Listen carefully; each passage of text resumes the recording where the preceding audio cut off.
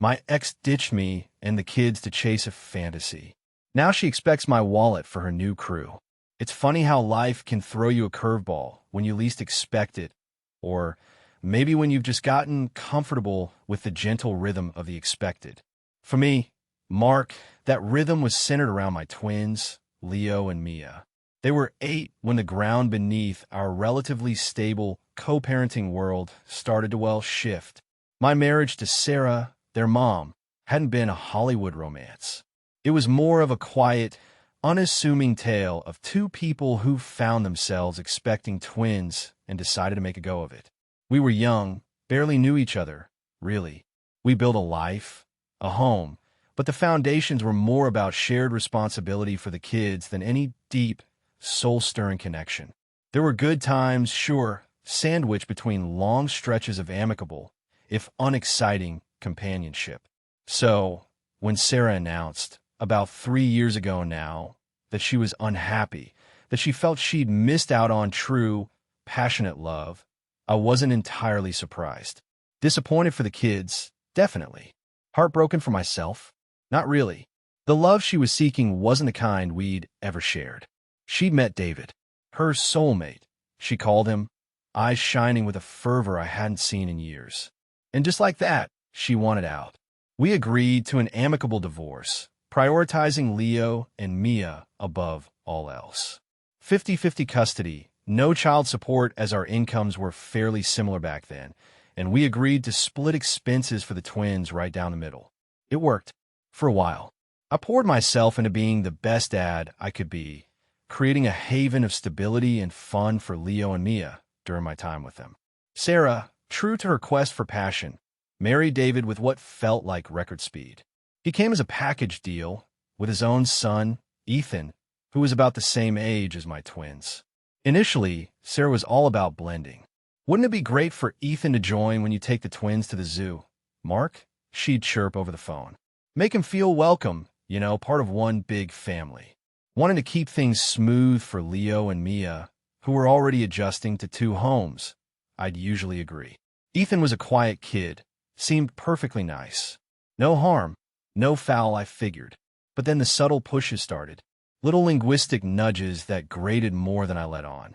If you're getting Leo that new video game, Mark, maybe you could pick up a little something for Ethan too? Just so he doesn't feel left out.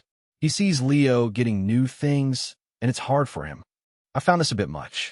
Sarah, Ethan has a father. David can get him things. Oh, I know. She'd sigh a theatrical little puff of air. David's trying his best, of course he is, but you're just so much more established, Mark. More secure. It would mean so much to Ethan. Sometimes, to avoid an argument that I knew would spill over and affect my time with the twins, I'd given a smaller, token gift for Ethan, just to keep the peace. Each time, though, it left a bitter taste. It wasn't long before I started noticing that David, Sarah's supposed soulmate, seemed surprisingly hands-off when it came to providing for his own son. Sarah would often be the one mentioning Ethan's needs, often in the context of what I was already doing for my own kids. David was always busy, or things were a bit tight for them right now. The first real crack in my accommodating facade appeared one Friday. I planned a special weekend camping trip, just me and the twins. We were an hour from leaving, gear packed, kids buzzing with excitement, when my phone rang. It was Sarah. "Oh, Mark, thank goodness I caught you," she said, her voice laced with a manufactured urgency. David's just been called into a work emergency, a massive crisis. He has to go in all weekend. Could Ethan possibly tag along with you guys? He'd be absolutely crushed otherwise. He was so looking forward to some boy time with David. I hesitated. This was my time with Leo and Mia. Sarah, it's a bit last minute. Please, Mark, just this once. I have no one else.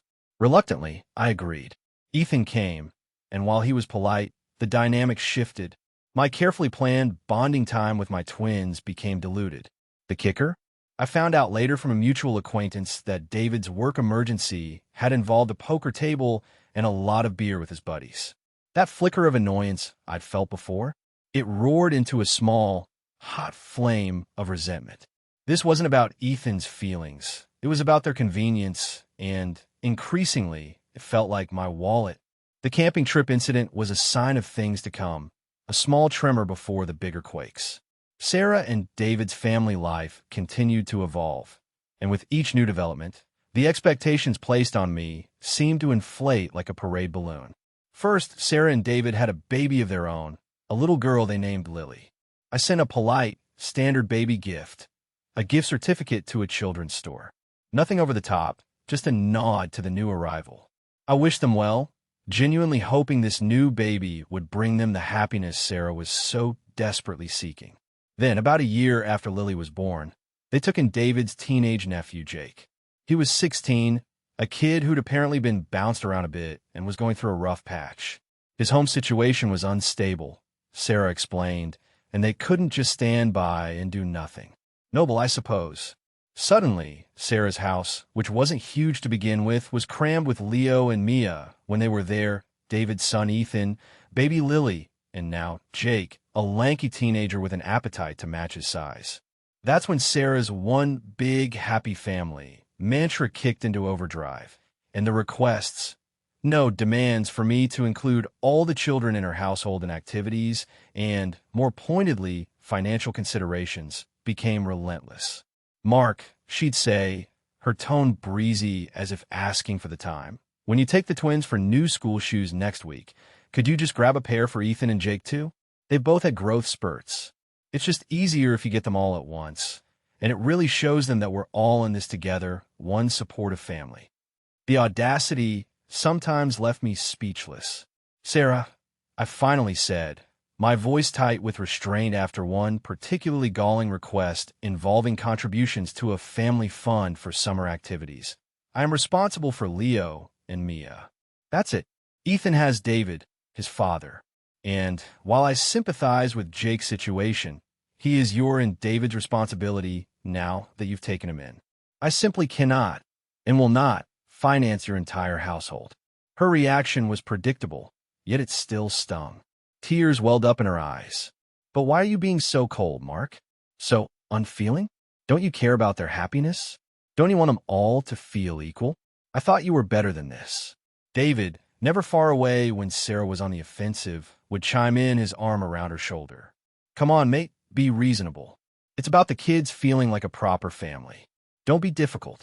A few extra quid here, and there isn't going to break your bank, is it? That's when Sarah's older sister, Karen, decided to enter the fray. Karen was a piece of work, twice divorced, perpetually aggrieved, and armed with a tongue that could strip paint. She called me one evening, her voice dripping with venom. Sarah's told me how you're behaving, Mark, she spat. Let me tell you something. A real man would step up for all those kids, no questions asked. Sarah's given you two beautiful children. The least you can do is help her out now that she's got a bigger family to look after. It's the decent thing to do. She's overwhelmed, and you're just sitting there in your nice, quiet house with all your money. Karen, I interrupted, trying to keep my cool. My finances and my responsibilities are none of your business. Oh, it's my business when my sister is being treated like this, she shrieked before I ended the call, my hand shaking slightly. The pressure became a constant, dull throb in my life. Birthdays were a nightmare. I'd buy thoughtful gifts for Leo and Mia, only for Sarah to pointedly ask, and what about Ethan? His birthday is next month. And Jake, poor lad, he's never had a proper birthday celebration. Maybe we could all chip in for that dirt bike he wants. School activities were another battleground. If Leo joined the coding club and Mia started drama, Sarah would call. Mark, Ethan feels so left out that Leo's doing coding. Could you maybe cover his fees too? It's only fair. Then came the grocery requests. Mark, when you do your big shop for when you have the twins, could you pick up a few extras for us? With Jake eating us out of house and home, and Lily's special organic formula, things are incredibly tight this month. That one I shut down immediately and unequivocally. Absolutely not, Sarah. Through all this, I couldn't help but notice that David, the soulmate, seemed to be shouldering less and less of the financial burden. Sarah's complaints about being overwhelmed and how David's job isn't as secure as we thought became more frequent. Yet, they still managed new clothes for themselves and nights out, according to the twins' innocent chatter. I felt like I was being viewed not as a co-parent, but as a walking, talking ATM, a supplementary income stream for their ever-expanding, chaotic household.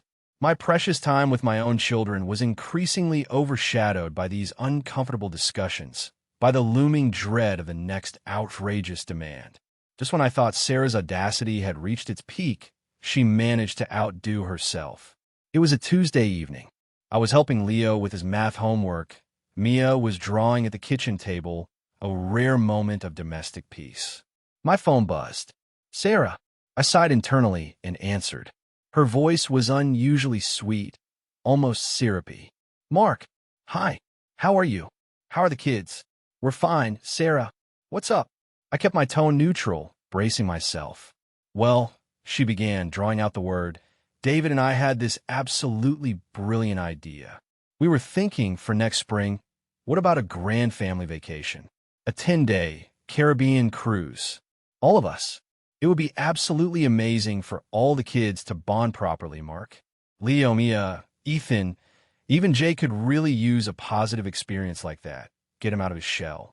And Lily will be old enough to enjoy the ship's nursery facilities." I almost choked on my coffee. A cruise? For their entire menagerie? My suspicion meter went into the red. "And who, Sarah," I asked slowly, carefully, "is footing the bill for this brilliant idea?" Her pitch, when it came, was a masterpiece of manipulative entitlement. "Well, obviously, David and I can cover our tickets, and Lily's, of course. And we can probably manage half of Jake's, bless him. But we were really hoping, Mark, that you could cover Leo and Mia's tickets. Naturally, and then, Ethan's as well. He sees Leo and Mia as his siblings. It would crush him to be left out. And perhaps you could pick up the other half for Jake, and maybe, just maybe, chip in a little bit towards a cabin upgrade for us. With Lily and all, we'll need the extra space. It's only fair, isn't it? I mean, you earn quite a bit more than David. And, at the end of the day, it's all for the children's happiness. Think of the memories we'd all make. The sum she was casually implying I should shell out was astronomical. Easily $10,000. Probably more once you factored in excursions and onboard expenses she'd inevitably try to tack on. I actually laughed. A short, sharp, incredulous bark of a laugh. Then the anger hit. "Are you out of your ever-loving mind, Sarah?" I exploded, forgetting Leo and Mia were in the room for a second. They both looked up, startled. I lowered my voice, but the fury was still there. "I am not, under any circumstances, funding a luxury cruise for your entire household. My financial responsibility is to Leo and Mia, and Leo and Mia alone. If and when I decide to take my children on a vacation, it will be one I plan, I choose, and I pay for them." The line went quiet for a beat. Then David's voice, sharper and more aggressive than Sarah's, came on. "Now listen here, Mark, don't you be a selfish prick. This isn't just about money. This is a chance for all the siblings to feel truly connected, to build bonds that will last a lifetime. You're the one creating a divide by refusing. What's a bit of cash when it comes to family unity?" He sounded almost threatening, like he was spoiling for a fight. "Family unity isn't built on one person's bank account, David." I shot back, my patience shredded. "Especially when it's not even his family you're trying to strong-arm into paying for your family's holiday." As the argument raged, a memory surfaced, unbidden. It was from early in our own marriage. Sarah had become obsessed with getting a brand-new, top-of-the-line SUV that her friend had just bought. We couldn't afford it, not even close. I tried to reason with her, shown her our budget, explained that it was just not feasible. She'd dissolve into tears, accusing me of not wanting her to be happy, of not loving her enough to provide nice things, of making her feel poor compared to her friends. We ended up leasing the damn thing, a decision that stretched our finances to the breaking point for years and caused countless quiet, simmering arguments. I saw it then, crystal clear. This pattern of using emotional blackmail, of framing her desires as needs and my reluctance as a personal failing, wasn't new. It was her go-to move. The cruise idea, thankfully, seemed to die a swift death after my explosive refusal. Sarah hung up on me mid-sentence. But the aftermath was a barrage of guilt-tripping texts from her. "You're going to ruin the kids' relationships forever. They'll grow up resenting you for this. Mark, you watch. I simply can't believe how heartless and materialistic you've become since we split up. The atmosphere during pickups and drop-offs became glacial. I found myself filled with a growing sense of dread, wondering what their next move would be. Because I knew, with a certainty that chilled me, that they weren't done. Not by a long shot. The crew's demand had been a new low, but the campaign that followed my refusal was something else entirely. It was like they decided that if direct financial pressure wouldn't work, a full-blown emotional and social assault might. Sarah's sister, Karen, the self-appointed guardian of Sarah's perceived entitlements, really ramped up her attacks. She started leaving these rambling, nasty voicemails on my phone, calling me everything from a deadbeat dad, which was laughable, considering how much I did for Leo and Mia, to a cold-hearted miser. Then she took it to social media. She didn't tag me directly, but she'd post these vague, passive-aggressive statuses that were clearly aimed at me. Things like, some so-called fathers only care about themselves and their own wallets, not the bigger family picture. It's shameful when children suffer because of one person's selfishness. A few of my friends who were also loosely connected to Sarah's family saw them and awkwardly asked if everything was okay. It was mortifying. Then, out of the blue, I got a call from Aunt Carol. She was some distant, gossipy relative of Sarah's, someone I think I'd met maybe twice at obligatory family functions years ago. Her voice was syrupy sweet, oozing concern. "Mark, dear," she cooed, "Sarah is just so terribly distressed about all this. Surely, you can find it in your heart to help them out a little more. It takes a village to raise children, you know. And that David is such a good man, trying his absolute best with all those children under his roof. It must be such a struggle for them." I managed a polite but firm, "Thank you for your concern, Carol, but this is a private matter between me and Sarah." I ended the call before she could launch into another lecture. I was feeling increasingly isolated, angry, and frankly bewildered. My every attempt to simply co-parent my own children was being twisted into an act of aggression against Sarah's new, sprawling family. It was exhausting. One evening, feeling particularly low, I called my old college buddy Ben. He's a family lawyer now, sharp as a tack and no nonsense. I laid out the whole sorry saga, from the initial subtle pushes about Ethan to the crew's demand and the subsequent harassment campaign. Ben listened patiently, and when I was done, there was a long silence. Then he whistled. "Mate," he said, his voice serious, "this isn't just co-parenting gone wrong. This is harassment, plain and simple. You have absolutely zero legal or moral obligation to fund her new life, let alone her husband's kid, his nephew, and their joint baby beyond what's agreed for Leo and Mia. Zero." His words were like a lifeline. "You need to document everything, Mark," he advised. "Every demand, every text message, every unsolicited call. Keep a detailed journal with dates and times. This is crucial if they escalate." He suggested I send a formal, but not overly aggressive, email to both Sarah and David, clearly reiterating that my financial responsibilities were solely for Leo and Mia, and that any further demands for other children or contributions to their general household expenses would be ignored and considered harassment. "It's not about getting them to agree," Ben explained. "It's about creating a clear paper trail that shows you've set a boundary." I drafted the email that night, keeping it factual and devoid of emotion, and sent it. The response was immediate radio silence from Sarah and David. Karen, however, sent me a string of abusive, almost incoherent texts, which I saved and added to my growing log.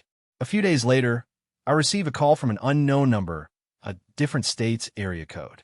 I almost ignored it, but something made me answer. "Mark? Is that you?" The voice was older, hesitant. "It's Arthur Peterson, Sarah's father." I was stunned. I'd only met Mr. Peterson a handful of times, years ago, before he and Sarah's mother had divorced and he'd moved away. He'd always struck me as a quiet, reasonable man, a stark contrast to Sarah's more flamboyant mother. "Mr. Peterson," I said, surprised. "Yes, it's Mark." "Mark," he began, his voice tinged with weariness. I heard about some of the recent pressures you've been under. Karen, my eldest, she talks. A bit too much, sometimes." He sighed. I just wanted to say, I'm sorry you're being put through this. He went on to explain that he and Sarah had a strained relationship, largely due to what he termed her deep-seated sense of entitlement, especially when it comes to money. He said, his voice heavy with regret, that it was a trait she'd likely picked up from her late mother, and one he'd never managed to counteract. He even revealed, much to my shock, that Sarah had a history of this kind of behavior with a previous serious boyfriend before me. He also mentioned he'd heard whispers that Sarah and David might be living well beyond their means. David, Mr. Peterson mused, seems like a nice enough fellow on the surface, but perhaps a bit weak-willed. Easily led, especially by Sarah when she gets an idea in her head. His words were a revelation.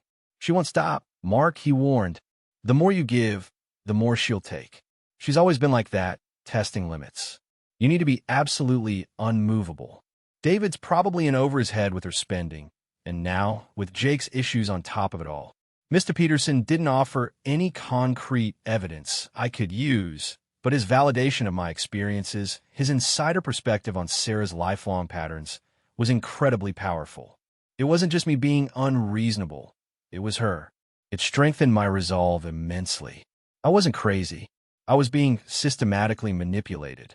Armed with Ben's practical advice and Mr. Peterson's unexpected, validating insights, I felt a renewed sense of clarity and determination. The game had changed. I was no longer just reacting, I was preparing. The uneasy quiet from Sarah and David after my formal email lasted a few weeks. I almost allowed myself to hope they'd finally gotten the message. Then, Sarah called.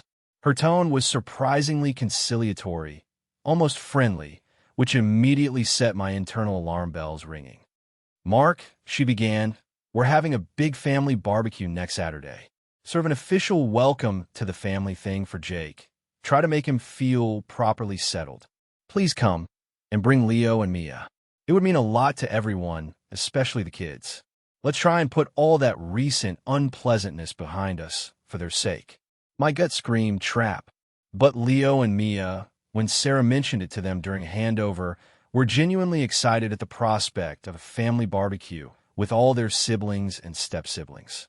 Torn, I eventually agreed, but with a condition in my own mind. I wouldn't go alone into the lion's den. I asked Chloe, the wonderful, grounded, intelligent woman I'd been seeing for a few months, if she'd be willing to come with me. I told her the whole saga, and she'd been an incredible source of support and clear-eyed perspective. She readily agreed, saying, if they're planning an ambush, you'll need backup. The barbecue was held at Sarah and David's place. Their small backyard was crowded, the air thick with the smell of grilling meat and an even thicker layer of unspoken tension. Karen was there, of course, hovering near Sarah like a malevolent shadow. Aunt Carol was present, her eyes darting around, missing nothing. A few of David's relatives, whom I vaguely recognized, completed the picture. It felt less like a party and more like a tribunal waiting to happen. After about an hour of forced small talk and awkward silences, David cleared his throat, clinking a beer bottle with a fork. Right, Mark. Chloe, glad you could make it. He shifted nervously. We, as a family, wanted to talk to you about a few things. Here we go, I thought, Chloe's hand finding mine under the flimsy patio table. Sarah began, her voice trembling, tears already welling in her eyes. A truly Oscar-worthy performance. Mark, she sniffled, we're all just so worried. So worried about the division you're creating within this family. The kids, they're starting to notice that things aren't fair. Little Ethan asked me just the other day, with tears in his eyes, why Leo and Mia get new tablets from you, and he doesn't. And Jake, poor Jake feels like such an outsider because you won't even help out with his school band fees, so he can feel part of something. She painted a picture of childhood deprivation and suffering, all apparently my fault. Karen, on cue, jumped in, her voice sharp with indignation. It's about basic human decency, Mark. You have the money. You could easily make all these children happy, but you choose not to. It's cruel. Aunt Carol nodded sagely, murmuring, so sad for the little ones. David then added his piece, looking genuinely stressed, almost haggard. Look, Mark, we're just trying to give all these kids a good, stable life, but honestly, it's a real struggle sometimes. If you just helped out a bit more, it would ease so much pressure on all of us. We could actually be a happy family. His visible stress made me recall Mr. Peterson's words about their financial situation. This wasn't just about fairness for the kids. This was about their desperation. I took a deep breath. This was it. I stood up slowly, Chloe's supportive presence a solid anchor beside me. Sarah, David, Karen, everyone. I began, my voice calm but firm, projecting clearly across the suddenly silent yard. I came today because Leo and Mia wanted to be here. But since you've decided this is an intervention, let me make a few things crystal clear. I looked directly at Sarah, then at David. My financial and parental responsibility is to Leo and Mia. They are my children, and I provide for them generously and lovingly. What I will not do, my voice hardened, is allow myself to be emotionally blackmailed, guilt-tripped, or systematically harassed into funding your entire household, your other children from different relationships, or your lifestyle choices. I continued, my gaze sweeping over them. Ethan has a father, David. It is your responsibility to provide for your son. Jake, while I sympathize with his past difficulties, is now under your care, and therefore your responsibility. Lily is your child together.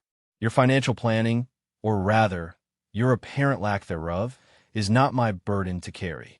I then addressed their constant refrain of fairness. Life isn't always fair in the simplistic way you frame it. Leo and Mia have one life and standard of living with me, and another with you. That is the unfortunate reality of divorce and blended families.